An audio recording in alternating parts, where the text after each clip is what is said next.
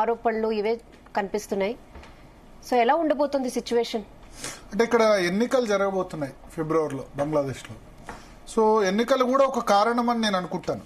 ఎందుకంటే అక్కడ కూడా పోలరైజ్ చేసేందుకు ఇస్లామిస్ట్ పార్టీలు, ఎందుకంటే 91% ముస్లిం పాపులేషనే, 8% హిందూస్ ఉన్నారు. మిగతా జైన, బుద్ధు, సిక్, క్రిస్టియన్ అందరు కలిసి 1-2% లోపే ఉంటారు. ఇంతకుముందు 30% ఉండే హిందూస్, 17 కోట్ల పాపులేషన్ బంగ్లాదేశ్లో, ఇప్పుడు 1.3 కోట్ల మంది హిందువులు మిగిలారు. 1947 లెక్కల ప్రకారం చూసుకుంటే 5.5 కోట్ల మంది హిందువులు ఉండాలి, 5.5 నుంచి 6, బట్ 1.3 crores మాత్రమే మిగిలారు. సో ఎన్నికల్లో ఇప్పుడు బంగ్లాదేశ్ నేషనలిస్ట్ పార్టీ బేగం ఖలీదా జియా ఇదివరకు ఉండే వాళ్ళ ఫార్మర్ ప్రైమ్ మినిస్టర్, వాళ్ళ కొడుకు తారిక్ రహమాన్ బంగ్లాదేశ్కు మళ్ళీ తిరిగి రాబోతున్న నేపథ్యంలో 5 మిలియన్ల అంటే దాదాపు 50 లక్షల మంది వెల్కమ్ చెప్పబోతున్నారు. ఎందుకంటే షేక్ హసీనా వాజేద్, బేగం ఖలీదా జియా ఇద్దరు కూడా ఒకరు అంటే ఒకరికి పడదు. బట్ అవామీ లీగ్ షేక్ హసీనా వాజేద్ని ఇప్పుడు అసలు ఎన్నికల్లో పోటీకే ఒప్పుకోవట్లేదు, ఎన్నికల్లో వాళ్ళని పోటీ చేయనంటారు.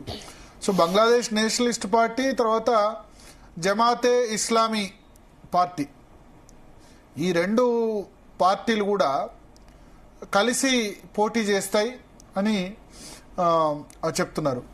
సో ఓవరాల్గా అది అమెరికా నేతృత్వంలో జరుగుతుంది ఇదంతా కూడా. సో ఈ మర్డర్ వెనుక ఏంటంటే ఈ కొత్త తరం, ఇంతకుముందున్న బంగ్లాదేశ్లో ఇంత ఫండమెంటలిజం లేదు, ఇంత మతపరమైన మత మౌఢ్యం లేదు, అంతకుముందు ఉండేది. ఎందుకంటే పాకిస్తాన్ ఉన్నప్పుడు, అంటే ఈస్ట్ పాకిస్తాన్లో బంగ్లాదేశ్ ఒక భాగం అయినప్పుడు, ప్రత్యేక దేశం కానప్పుడు బంగ్లా భాష మాట్లాడేవాళ్ళు వీళ్ళంతా కూడా, బెంగాలీ భాష మాట్లాడేవాళ్ళు, పాకిస్తాన్లోనే ఉర్దూ మాట్లాడేవాళ్ళు. వీళ్ళని చాలా తీవ్రంగా సెకండ్ గ్రేడ్ సిటిజన్గా ట్రీట్ చేశారు. అందుకోసమే ప్రత్యేక బంగ్లాదేశ్ దేశం ఏర్పడింది. వాళ్ళ మీద పాకిస్తాన్ చేసిన అకృత్యాలు అన్నీ కావు. పాకిస్తాన్ అన్ని అకృత్యాలు చేస్తే ఇందిరాగాంధీ సపోర్ట్ చేసి అక్కడ బంగ్లాదేశ్కు ప్రత్యేక బంగ్లాదేశ్ దేశం ఏర్పడడానికి ఆమె కారణమైంది. అప్పుడు ప్రతిపక్షం కూడా, వాజ్పేయి కూడా ఒక దశలో ఇందిరాగాంధీ ఫైట్ చేస్తే దుర్గామాతగా కొనియాడారు అంటారు. ఆపోజిషన్ లీడర్ ఉండి దేశ ప్రధాని దుర్గామాతగా, కాళీమాతగా మీరు సరైన సమయంలో బంగ్లాదేశ్లో ఇంటర్వ్యూ చేసుకున్నారని. మన వాళ్ళు 3,900 మంది చనిపోయారు బంగ్లాదేశ్ దేశం ఏర్పడంలో. 3,900 మంది సైనికులు చనిపోయారు, 10,000 మంది గాయపడ్డారు. 3,900 మంది సైనికులు చనిపోయారంటే ఎంతమంది వీరమరణం పొందారు, ఎన్ని కుటుంబాలు చిన్నాభిన్నమైనవి. 1971లో బంగ్లాదేశ్ యుద్ధం కోసం ఇందిరాగాంధీ బస్ టికెట్లు అన్ని పెంచారు. అంటే బస్ టికెట్లో బంగ్లాదేశ్ యుద్ధం ట్యాక్స్ అని సపరేట్గా చేశారు. 5 రూపాయలు ఉంటే 5 రూపాయల్లో ఒక 20 పైసలు బంగ్లాదేశ్ యుద్ధం ట్యాక్స్ కోసం. అప్పుడు మన దగ్గర కూడా డబ్బులు లేవు, ఇంత పెద్ద ఎకానమీ కాదు. సో అంత సాక్రిఫైస్ చేశాం మనం బంగ్లాదేశ్ కోసం. ఇప్పుడున్న వాళ్ళు అక్కడెక్కడ యుద్ధం చేయడానికి, ఆ దేశం గురించి యుద్ధం చేసుకోవడానికి మేమెందుకు ఖర్చు పెట్టాలని క్వశ్చన్ చేసేవాళ్ళు లేరు.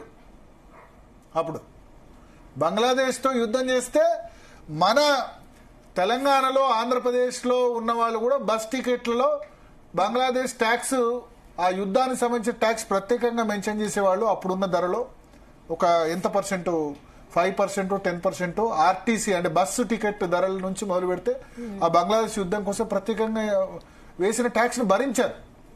అంత సాక్రిఫైస్ చేశాం.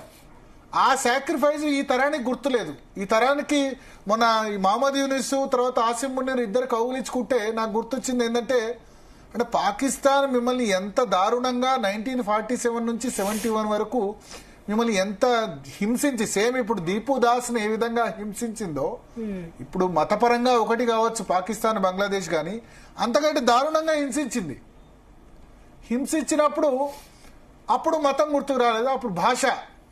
బెంగాలీని సెకండ్ గ్రేడ్గా సిటిజన్షిప్ చేసిన వాళ్ళు ఇప్పుడు మహమ్మద్ యూనిస్ అసలు ఆసిమ్ మునీర్ని ఎట్లా కౌగిలించుకుంటారు?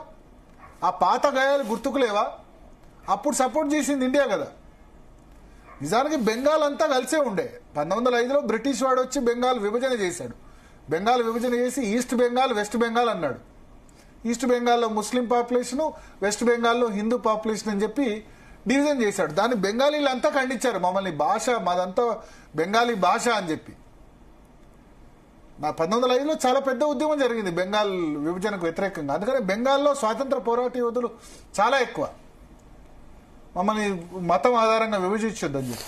సో మహమ్మద్ అలీ జిన్నా రెండు దేశాలు కావాలి అందే ద్విజాతి సిద్ధాంతం ప్రతిపాదించినప్పుడు బంగ్లాదేశ్లో ముస్లిమ్స్ 60-65% ఉన్నారు, హిందూస్ 30% ఉన్నారు. కాబట్టి మాకు ఈస్ట్ బెంగాల్ మాకు కావాలని తీసుకున్నారు. కానీ పాకిస్తాన్ ఏమో అక్కడ వెస్టర్న్ బార్డరు, బంగ్లాదేశ్ ఏమో ఈస్టర్న్ బార్డరు. వాళ్ళు రావాలంటే ల్యాండ్ ఏం లేదు, ఎయిర్ ద్వారా రావాల్సింది అంతే. సరిహద్దు ఏమో భారతదేశంతో. సేమ్ మన హైదరాబాద్ కూడా నిజాం ఇచ్చేస్తే అదే విధంగా ఉండదు. దేశం మధ్యలో హైదరాబాద్ పాకిస్తాన్ లో ఉంటే నిజాం పాకిస్తాన్కి ఇవ్వాలనుకున్నాడు కదా, ఇస్తే గిట్ట చుట్టుపక్కల బార్డర్ అంతా ఇండియా ఉండేది, పాకిస్తాన్ అక్కడెక్కడో ఉండేది. సో మనం బంగ్లాదేశ్ ఎదుర్కొంటున్న పరిస్థితే హైదరాబాద్ స్టేట్ కూడా ఎదుర్కొనేది ఒకవేళ పాకిస్తాన్ కనుక ఇచ్చుంటే.